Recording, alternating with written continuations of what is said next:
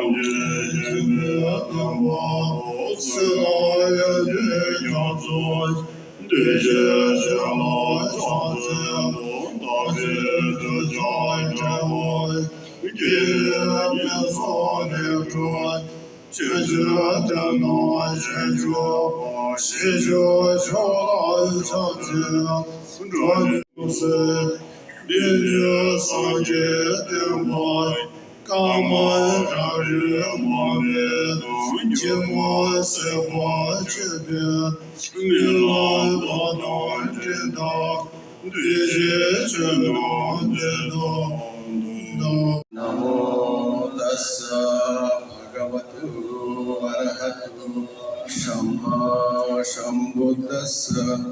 नमो तस्सा भगवतो अरहतो सम्मा सम्बुद्धस्सा। इति विश्वो भगवान् अरहतो सम्मा सम्बुद्धो। इच्छा शरण संपन्नो सुखगतो कविनो अनुग्रहो विशाल धम्मसारथि Santayewa Manusana Buddho Bhagavai हैं शांति का संदेश दिया के लिए शांति का मार्ग। धम्म यानी बुद्ध की सर्वकालिक शिक्षाएं और धम्म यानी समूची मानवता के कल्याण का अटल आश्वासन। During has a rich heritage reflecting a glorious past in almost all spheres of life, more so in spirituality. If we delve into the rich ancient Buddhist literature of the various traditions, we find a panoramic view in samsara, the lotus flower. This beautiful flower represents the purity of speech, of the body, and of the mind, as it emerges from murky water towards the sun and remains perfectly clean, transcending desire and attachment to reveal its true nature. Holding hands, in harmonious display of unity, solidarity, and reverence, Asian Buddhist countries stand hand in hand, forming a support to Buddha Dhamma. Each nation, with its unique traditions and heritage, converges to propagate the profound Buddha Dhamma, weaving a narrative of peace and embodying the timelessness of his teachings. The eight spokes. The radial eight spokes represent the eightfold path of the Dhamma Chakra. It consists of right view, right resolve, right speech, right action, right livelihood, right effort, right mindfulness, and right concentration.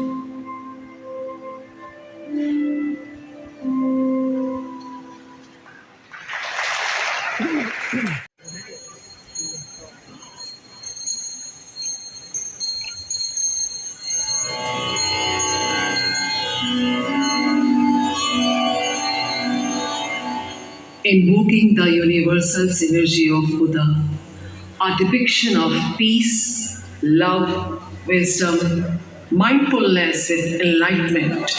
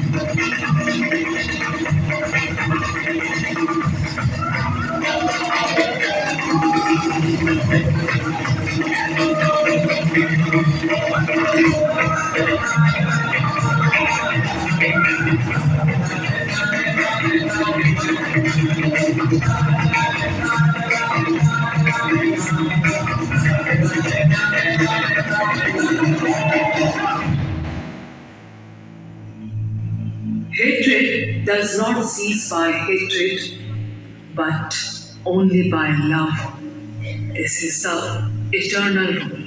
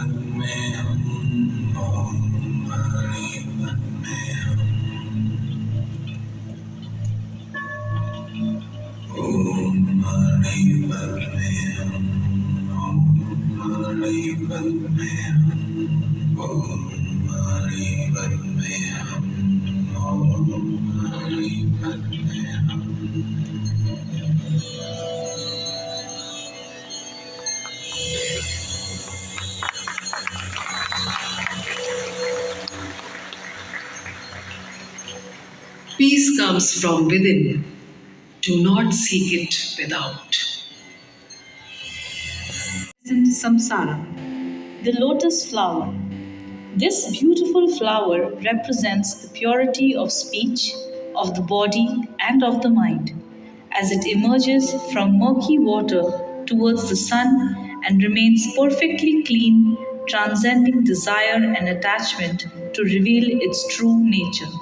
Holding hands, in harmonious display of unity, solidarity, and reverence, Asian Buddhist countries stand hand in hand, forming a support to Buddha Dhamma.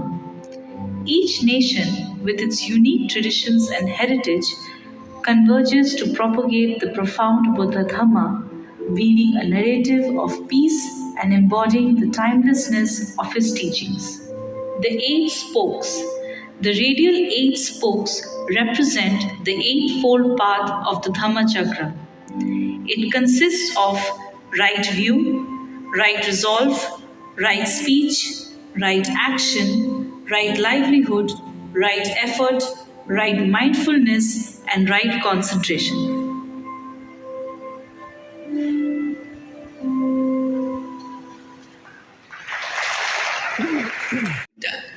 India has a rich heritage reflecting a glorious past in almost all spheres of life, more so in spirituality. If we delve into the rich ancient Buddhist literature of the various traditions, we find a panoramic view. Minority Affairs.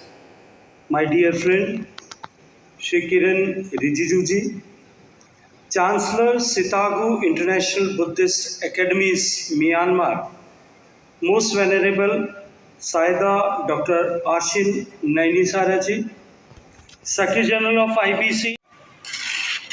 The International Buddhist Confederation, or IBC in short, must be commended for organizing this two-way conference. The themes chosen for the summit, the role of Buddha Dhamma in strengthening Asia, is age after age, it is timely. Over these 2 days, you monks, scholars, and practitioners will engage in dialogues and discussions about the Buddha Dhamma and its role in contemporary society. India is the blessed land of Dharma. Here, in every age, there have been great masters and mystics, seers and seekers who have shown humankind a way to find peace inside and harmony outside. The Buddha holds a unique place among these pathfinders. The enlightenment of Siddhartha Gautama under the Bodhi tree in Buddha Gaya is an event unparalleled in history.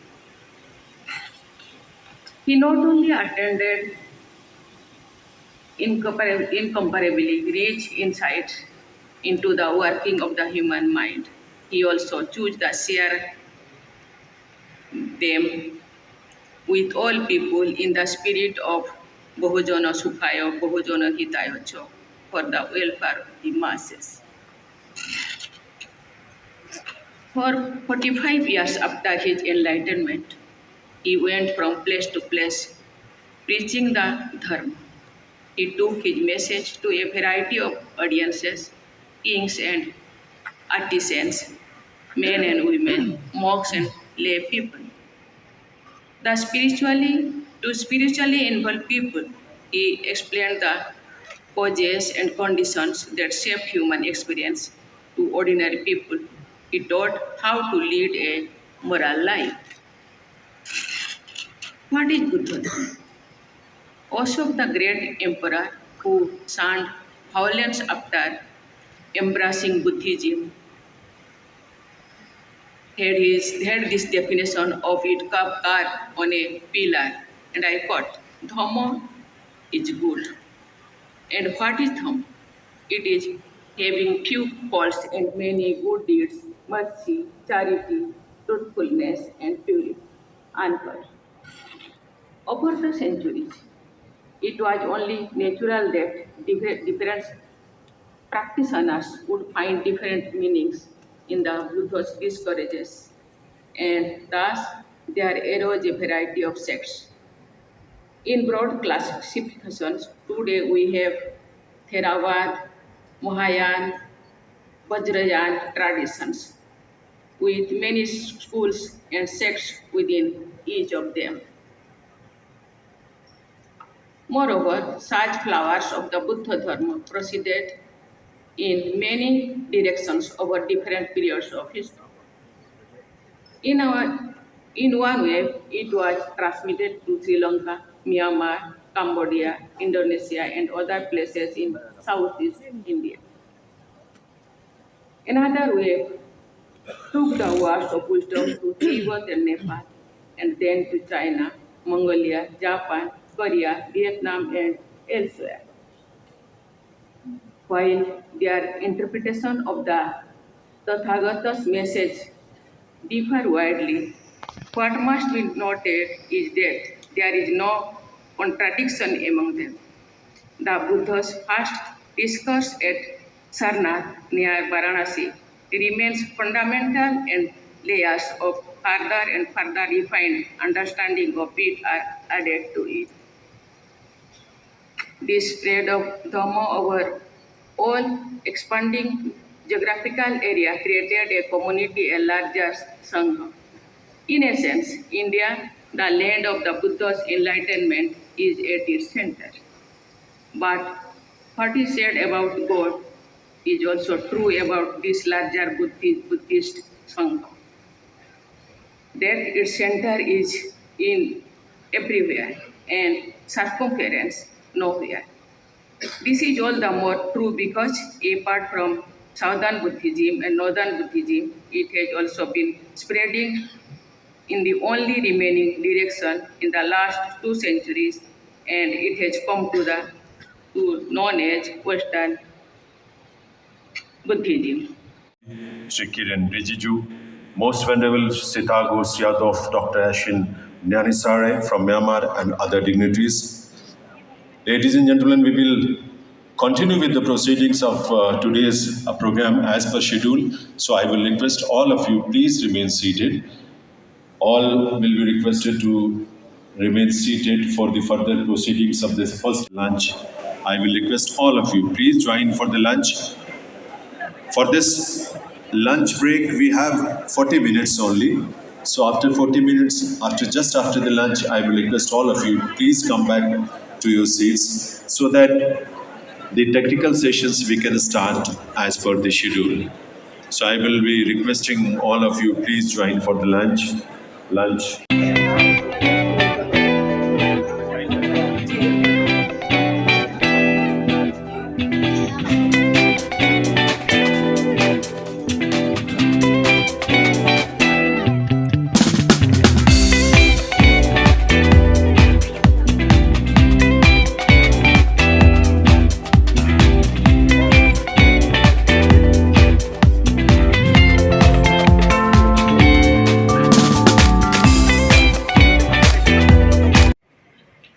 Those words indicated his intention that in the dissemination of his Dhamma Vinaya, they should observe his Buddha Jariya, which are Pali Lokatha Jariya, meaning conduct for the well-being of mankind.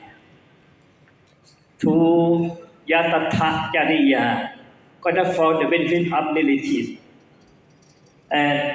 And it is believed to be the day when King Ashoka the Great converted to Buddhism and declared his determination to renounce violence, to conquer through loving kindness and diplomacy, install of military force. Such principle is called Dhamma Vijaya, which means victory by the power of Dhamma. The Buddha life and teachings and Buddha Jariya is now having an influence on the religious thinking of people in Western countries. The immortal Dhamma of Kamma Yamata Pali. Kamma Yamata or action. Dutiyam Visankhang Saranang Kachami Tatiyam Vibuddhang Saranang Kachami Tatiyam Vidhammang Saranang Kachami Tatiyam Visankhang Saranang Kachami. My blessing to all of you.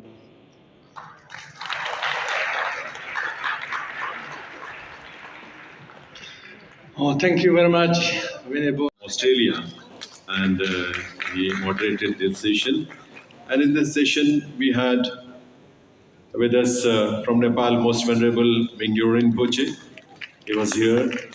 Besides that, from Vietnam, we had Most Venerable Thich Nhat Tu, Standing VC Vietnam, Buddhist University Vietnam, and also from Thailand, Most Venerable Aryavangso as a speaker.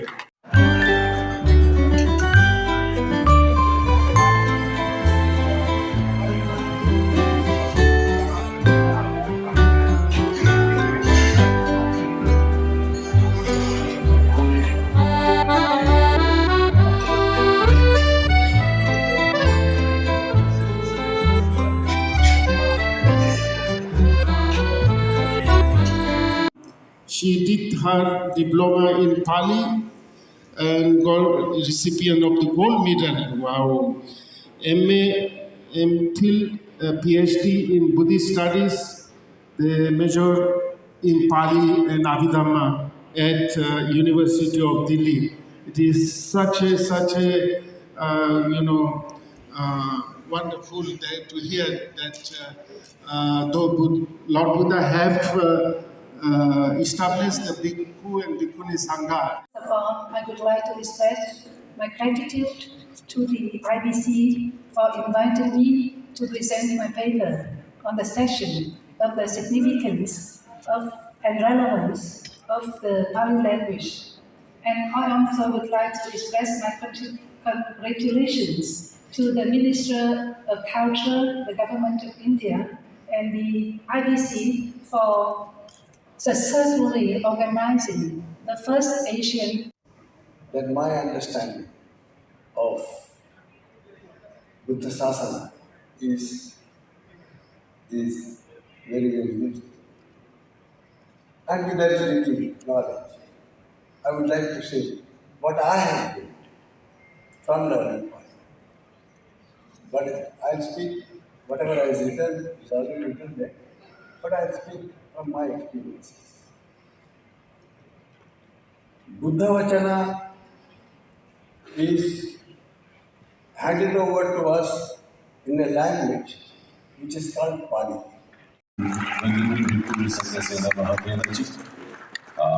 For chairing this session and giving us important insight about the subject.